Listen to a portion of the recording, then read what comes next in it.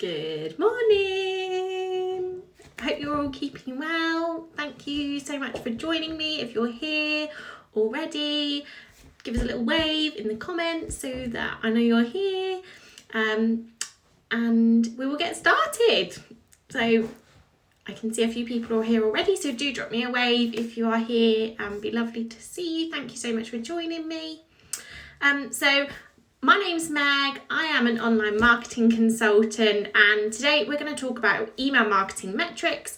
We're going to about what you need to know about them for your business, and I'm going to be letting you know exactly which ones you need to be keeping an eye out for, and I'll even be letting you know how I track them in my business, and so that you can apply that to yours too. It's really simple, I promise.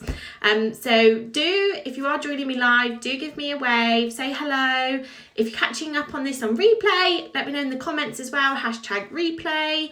And as you're watching and listening, if there's anything that you hear that really resonates with you, I'd love you to drop it in the comments. If you've got any questions as well, I'll try and keep an eye on them as we're going through, and I'll try and answer them best I can. If not, I'll come back to the comments later and drop you a reply in the comments as well. Good morning, Nicola. Hope you're keeping well. Thanks for joining. So today we're going to talk about the key email marketing metrics that you should be measuring in your business when it comes to email marketing. We're going to think about what the benchmarks are, where should you be aiming, because I know that's a question that you see all these metrics in your email marketing account, but you're kind of like, actually, is this good? Is this not good? So I'm going to give you the down low on those, how you can improve those email marketing metrics. If when I say what the benchmarks are, you're thinking, oh, mine aren't quite where I need them to be. Just a few quick things about that you can be trying. I'm not going to go into too much detail about that, but just a few ideas. And also, like I mentioned, how I measure these in my business. I'm going to tell you exactly what I do and how I do it and how often I do it. So hopefully you can apply that to your business too. So there are 4 key metrics that we're going to talk about today. And these are the ones that I look at on a regular basis in my own business and also for clients. There is one that I'm going to mention, which is the 5th one, and that is if you're running an e-commerce business and also if you're selling a lot in your emails, but we'll touch on that in a little while. So the 4 key metrics that you need to be measuring in your business are open rate, click-through rate, unsubscriber rate, and deliverability. Now, deliverability can look a little bit different, but I'll explain more about that in a moment. So first things first, let's dive into open rate, because open rate is the one that I'm sure you've already come across. I'm sure it's the first one that you see when you log into your marketing account.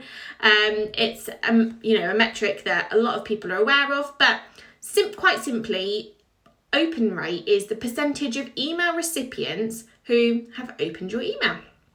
So where should we be aiming for in terms of open rate? So ideally you want to be aiming for an open rate of 20% or above, but the average open rate is around 18%. So if you're in that 18 to 20 ballpark, you're heading in the right direction. But something to remember, and I did pop a post up about it, and actually it's going to be my live for next week, is iOS 15 is coming along sometime this month. We're not quite sure when, but that will affect the open rate and we won't be able to track it. We will be able to track it, but it won't be quite as accurate as it has been in the past. And so it's important that we look at these other metrics as well as open rate. But we can use open rate kind of as a comparative metric. So we can say, okay, in comparison to this email I sent last week, in comparison to this email I sent this week, what's the open rate, what's different, what did I do different, and you can then compare the different kind of like variables in the email, like did you include more links, did you tell a story, did you have a call to action, was it a video, did you use imagery, all of those kind of things. You can compare that at like face value, like open rate for open rate, what sort of subject line did you use, etc. So if you are struggling to get your open rate into that 18 to 20% range, here are a few things that you can do. So you can look at your subject lines. Obviously, that is the one thing that people see before they open your email. Are they enticing? Are they making somebody want to read your email? Doing a little bit of testing around this is always really useful as well. So yeah, testing that subject line length, the tone. Emojis is a really good one to test. Some audiences respond really well to emojis in subject lines and others don't. So I definitely recommend testing that. The other thing that it will impact open rate is your send time, day, all of that kind of stuff. So have a look at tracking that, and there is a post on my grid as well about how you can track that using a spreadsheet, and you know, tracking that manually is sometimes much easier than looking at it through your email marketing platform. So basically just plotting it out on a spreadsheet. I sent this email at this time, this was my open rate.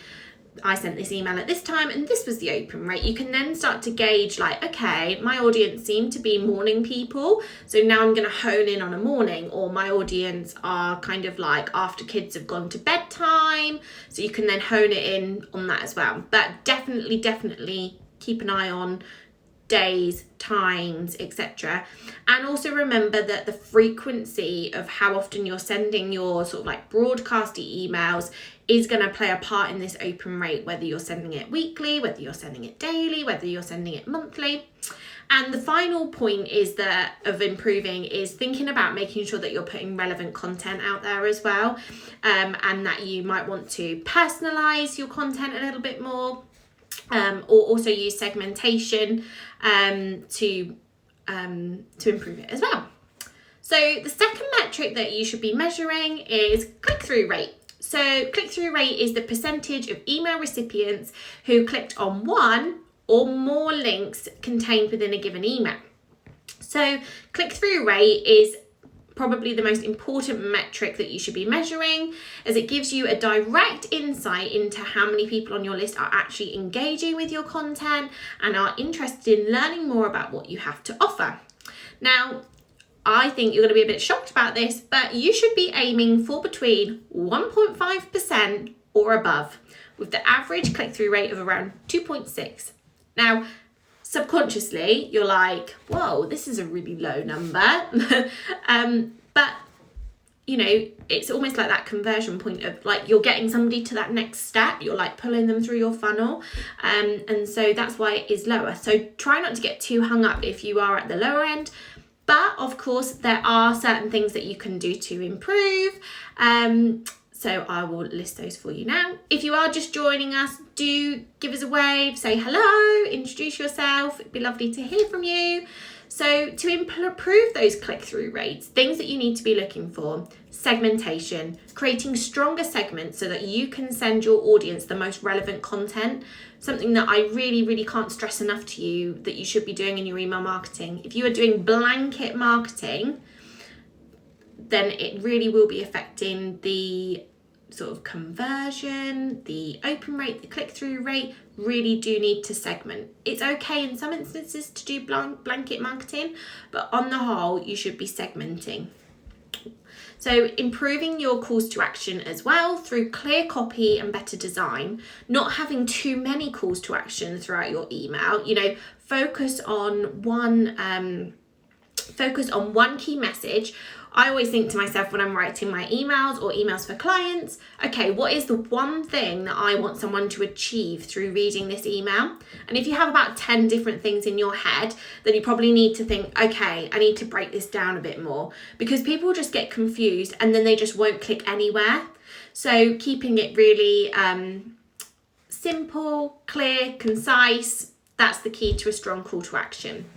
The other thing that goes alongside that is don't having too many like clickable links in the text where you've kind of like highlighted it and linked to things, because as well that can sort of take people off in different directions. And again, you're not driving them to your call to action, which is the one place where you really want them to go.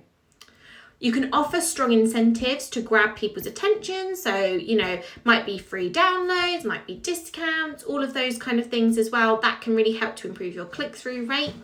And of course, keep testing what works. What works for my audience won't work for your audience, and what works for Karen's audience won't work for Karen's audience, and vice versa. So test. That is the key to all of this, testing. And don't sit on your laurels. If you think you've nailed it, keep testing, because things happen around us that can affect people's habits and how they deal with emails and things. So always keep testing. Okay, so moving on to our third metric. So we've done open rate, we've done click-through rate, we're now on to unsubscribe rate. Now, this is the one that people kind of get a bit scared about, but I'm hoping that I'm going to just spell that for you right now. So unsubscribe rate is the percentage of email recipients that unsubscribe from your list after opening an email. So although your unsubscribe rate doesn't really directly relate to the goals that you might be setting for your email marketing, it is really important to check it on a regular basis because it's a great way of calculating how your list is growing. However, don't get too hung up on unsubscribe rate, because if people are unsubscribing, it means they're not interested anymore. And really, do you want people that aren't interested in what you've got to say on your list? I know, a lot of these email marketing platforms, you're paying per subscriber. So think about it in that do you want people on your list that you're paying for if actually they're not interested in what you've got to say? They're probably not going to buy from you anymore.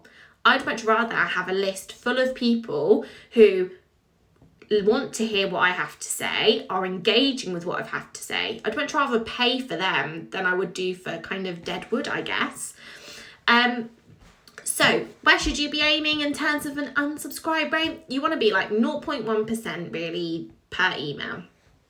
So if you have got a really high unsubscribe rate, and that can be from a variety of different things. It might be that you've not emailed your list for months and months and months, and then suddenly you hop in their inbox and they're like, hey, who is this girl? Who is she? Why is she emailing me now?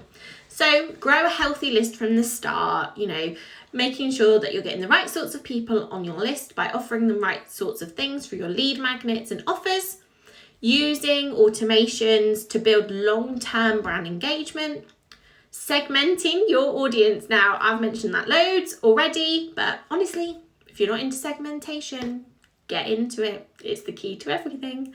And re-engaging with your audience to maintain good list hygiene. So I always say to clients about having a bit of a cleanse of your audience. If you've got people that haven't opened the last 10 emails, start to question, okay, why haven't these people opened the last 10 emails when other people have? Maybe run them through like a re-engagement sequence, that kind of thing. And just remember that list churn is perfectly healthy. It is nothing to be worried about.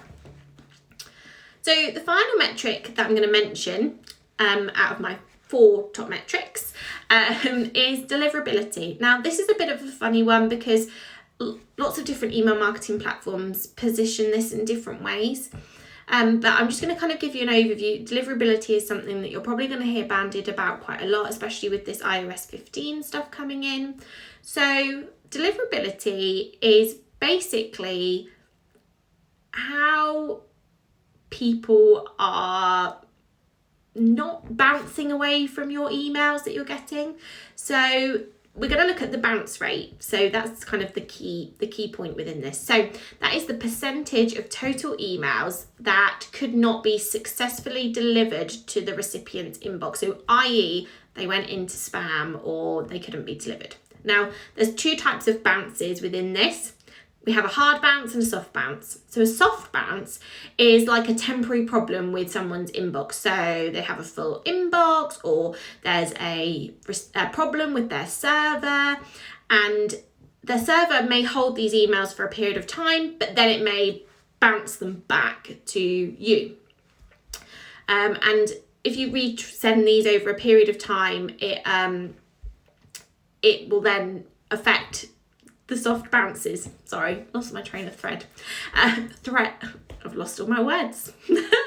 So hard bounces are the results of invalid or kind of permanent changes to somebody's inbox. So it might be that they've closed down their email address, it doesn't exist anymore, and basically you should immediately remove anybody who is a hard bounce straight away. A lot of email marketing platforms like MailChimp, etc., they actually do this for you behind the scenes, so you might not get to see it, but some platforms don't. So it's just important to be aware of it. So just getting rid of them out of your inbox is really important, because every time you have a hard or a soft bounce, it's sending a little message to the servers to say, oh, these emails aren't getting through. Is it because they're spammy? And because of the way it works, it can't differentiate between like, oh, it's because there's a problem with the person's email address, as opposed to there's a problem with your content. So you should be aiming to get 95% or higher of your emails delivered to people. And you usually get a delivery rate metric on your email marketing. So how can you improve your email deliverability? You can send it using custom authentication, so making sure that you've validated your email address within your email marketing platform, or validated your domain name, making it really easy for people to unsubscribe. If they don't want to hear from you, they don't want to hear from you. Don't send from a free domain or email address, and getting your subscribers to engage with your emails on a regular basis, because that helps to increase your sender rating, shall we call it, and also to open your emails. All of those things, if your email server can see that people are clicking, opening your emails, that helps to improve your deliverability massively. And so that kind of pulls back into the points we've talked about already about segmentation, etc. I can see here I've got a question. So I don't have a website, but my community can subscribe via MailChimp on Facebook. Is it still possible to segment using these platforms? Absolutely. You can still segment based on things you know about them. So you can send through MailChimp, for example, you can send simple surveys. And so you can ask people questions. So it might be, would you like to hear more about email marketing, or would you like to hear more about content marketing? And then you can segment your audience based on that. And MailChimp will do all of that in the background for you, so you don't really need to do it. It's just getting it set up and started it. Then also you can segment based on people who've clicked on things. So if I've clicked through to a specific page on a website, or clicked on a specific link in an email, you can also segment based on those if you don't have a website per se. So the final point, and this is one that's not going to be relevant to everybody, but I just kind of wanted to touch on it, is conversion rate. So conversion rate is the percentage of email recipients who clicked on a link within an email and then completed that desired action, such as filling out a lead gen form or purchasing a product. And the way you can work that out is the number of people who completed the desired action divided by the number of emails delivered times by 10. So then you'll get your percentage. Now, where should you be aiming? You should be aiming between 2 and 5% is seen as a really good email conversion rate. So think about the number of people that you need to have on your list in order to convert, to sell your offers, to get more lead gen, etc. But again, it does depend on the industry that you are involved in. And that's what I would say about all of these metrics, is I've kind of given you like the benchmark, the average across all industries. There are more specific benchmarks per industry. If you have a look on Google and things and like sort of search for your industry or a close match, you'll find some more kind of like accurate results. But these are the ones I tend to use. Because, every business is different, no one size fits all. So how can you increase your conversion rate? Well, you can level up your segmentation, like we've already touched on. You can use your links really wisely, A/B test your messaging. So by A/B testing, I mean testing an A version and testing a B version and seeing which one works. You don't necessarily need to do that for your email provider. You can just do it sort of organically by, okay, this week I'm going to test including just one link in my emails. Next week when I send an email, I'm going to include a few different links, and you can test and see which ones are performing better. But just be careful that if you're testing organically, that you aren't testing too many variables in one time, because then your data might be skewed. Improving your checkout experience for people is another way to increase conversion rates. People abandoning cart because shipping isn't clear, all of those kind of things. So yeah, that's how you can increase your conversion rates. So I said earlier that I was going to talk about things that I do in my business in order to measure these metrics. So basically what I would say to you is what gets measured gets managed. So I'd suggest monitoring your key metrics on a really regular basis. For me, I monitor them on a weekly basis. I have a spreadsheet set up on Airtable, and I have a column for each of these metrics that we've talked about. And basically I write in the name of the campaign, when I sent it, what time I sent it, then the open rate, the click rate, the unsubscribe rate, and any deliverability information that I might have. And then I can kind of keep a log of that. It also helps me to see what times are working in terms of email, or what days. I usually leave it 7 days before I come in and take all of the metrics down, just because, as you'll know, sometimes people come back to emails afterwards. Not everybody's in their inbox 24/7, and so it just allows that little bit of time for people to read, click, digest, etc. the email before I take down those metrics. But what I would say is you have to plan in time to measure them. If you don't schedule it in your calendar or in your diary, then life just takes over and you won't get around to doing it. So definitely schedule in like a set time every week. That's what I do. Always do mine on a Monday about 4 o'clock in the afternoon. It's like one of the last things I do for the day on a Monday is I go through, check out all of my email campaigns and that I've been sending, and keep a record of them, like I say, on my spreadsheet. You can usually find all of these metrics in the reporting section of your email marketing platform, but do be mindful that some platforms slightly tweak the metric names, and so just double check that you're measuring what you think you're measuring. So there can be like slight variations on click-through rate, etc. So just have a little look at the kind of, I guess, the help page of the email marketing platform you're using, just to make sure that what you're measuring is what you think you're measuring. So then what I do is, once I've been tracking them like on a weekly basis, then at the end of the month I go through and I kind of do like a deep dive, like, okay, what were my stats this month, what was working, what wasn't working, and then I set myself some sort of actions for the following month, almost like an action plan. So I might say, okay, I've noticed my click-through rate has dropped slightly in comparison to the previous month. So then I'll implement some strategies to try and increase that in the following month and follow that through and keep tracking it. What I also do is quarterly have a really big overview. Okay, what sort of content is working for my audience? What isn't working? So again, it's just monitoring it on a kind of a regular basis. So weekly, monthly and quarterly. And just keeping an eye on it. And obviously once you've got like year-on-year stats as well, you can compare to see, okay, did I see in September that I had a drop in terms of my engagement? Okay, why might this be? Is it because everybody's suddenly gone back to school and people are really busy trying to get back in the flow of life? All of those kind of things. You can start to like build a picture of what your audience is doing. If you find that you haven't got time to track your metrics, you can outsource it. You could get a VA to do it for you. Some email marketing platforms will connect into Zapier, which will automate it all for you. So it'll just add it all to a spreadsheet. You can do that kind of thing. But definitely track, because like I say, what gets measured gets managed, and that is more beneficial to your business.